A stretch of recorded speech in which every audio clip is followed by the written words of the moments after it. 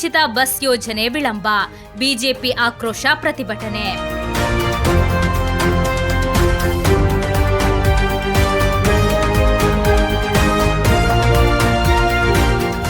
ಚುನಾವಣಾ ಪ್ರಣಾಳಿಕೆಯಲ್ಲಿ ಘೋಷಿಸಿದ್ದ ಮಹಿಳೆಯರ ಉಚಿತ ಬಸ್ ಪ್ರಯಾಣ ಯೋಜನೆಯನ್ನು ಮೇ 15ರಿಂದ ಜಾರಿಗೆ ತರದಿರುವುದು ಮಹಿಳಾ ಸಮುದಾಯಕ್ಕೆ ಮಾಡಿದ ವಂಚನೆ ಎಂದು ಎಂಎಲ್ ಅಶ್ವಿನಿ ಆರೋಪಿಸಿದರು.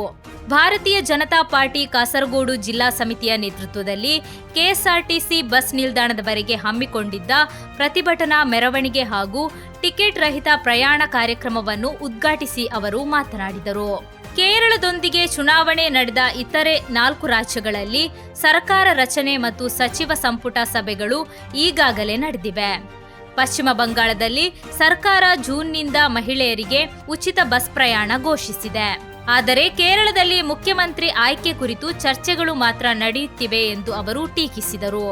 ವಿ.ಡಿ. ಸತೀಶನ್ ಅವರು ಮುಖ್ಯಮಂತ್ರಿ ಸ್ಥಾನಕ್ಕೆ ಪ್ರಮಾಣ ವಚನ ಸ್ವೀಕರಿಸುವಲ್ಲಿ ಉಂಟಾಗಿರುವ ವಿಳಂಬಕ್ಕೆ ರಾಜ್ಯದ ಜನರು ಕಾರಣರಲ್ಲ.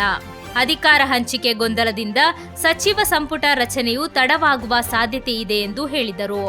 ಚುನಾವಣಾ ಪ್ರಣಾಳಿಕೆಯಲ್ಲಿ ಮಹಿಳೆಯರಿಗೆ ಭರವಸೆ ನೀಡಿದ್ದ ಇಂದಿರಾ ಗ್ಯಾರಂಟಿ ಸೇರಿದಂತೆ ವಿವಿಧ ಯೋಜನೆಗಳನ್ನು ಜಾರಿಗೆ ತರಲು ಸರ್ಕಾರ ವಿಳಂಬ ಮಾಡಿದರೆ ಭಾರೀ ಜನ ಆಕ್ರೋಶ ಎದುರಿಸಬೇಕಾಗುತ್ತದೆ ಎಂದು ಅಶ್ವಿನಿ ಎಚ್ಚರಿಸಿದ್ದಾರೆ.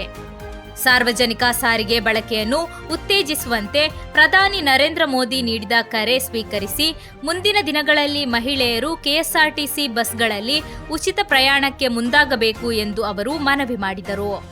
ಪ್ರತಿಭಟನೆಯಲ್ಲಿ ಬಿಜೆಪಿ ಜಿಲ್ಲಾ ಕಾರ್ಯದರ್ಶಿಗಳಾದ ಪ್ರಮೀಳಾ ಮಜಲ್, ಪುಷ್ಪಾ ಗೋಪಾಲನ್, ಮಹಿಳಾ ಮೋರ್ಚಾ ಜಿಲ್ಲಾಧ್ಯಕ್ಷೆ ಕೆಎಸ್ ರಮಣಿ, ಜಿಲ್ಲಾ ಪ್ರಧಾನ ಕಾರ್ಯದರ್ಶಿ ಅನಿತಾ ನಾಯಕ್ ಸೇರಿದಂತೆ ಹಲವು ಮಹಿಳಾ ಮುಖಂಡರು ಭಾಗವಹಿಸಿದ್ದರು.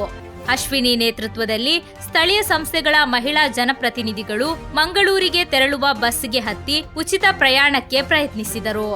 ಆದರೆ ಅಧಿಕೃತ ಆದೇಶವಿಲ್ಲದೆ ಪ್ರಯಾಣಕ್ಕೆ ಅವಕಾಶ ನೀಡಲು ಕೆಎಸ್ಆರ್ಟಿಸಿ ಸಿಬ್ಬಂದಿ ನಿರಾಕರಿಸಿದ ಹಿನ್ನೆಲೆಯಲ್ಲಿ ವಾಗ್ವಾದ ನಡೆಯಿತು.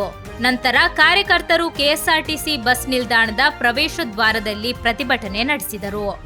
ಪರಿಸ್ಥಿತಿ ಉದ್ವಿಗ್ನವಾಗುತ್ತಿದ್ದಂತೆ ಪೊಲೀಸರು ಮಧ್ಯ ಪ್ರವೇಶಿಸಿ ಪ್ರತಿಭಟನಾಕಾರರನ್ನು ವಶಕ್ಕೆ ಪಡೆದು ಸ್ಥಳದಿಂದ ತೆರವುಗೊಳಿಸಿದರು.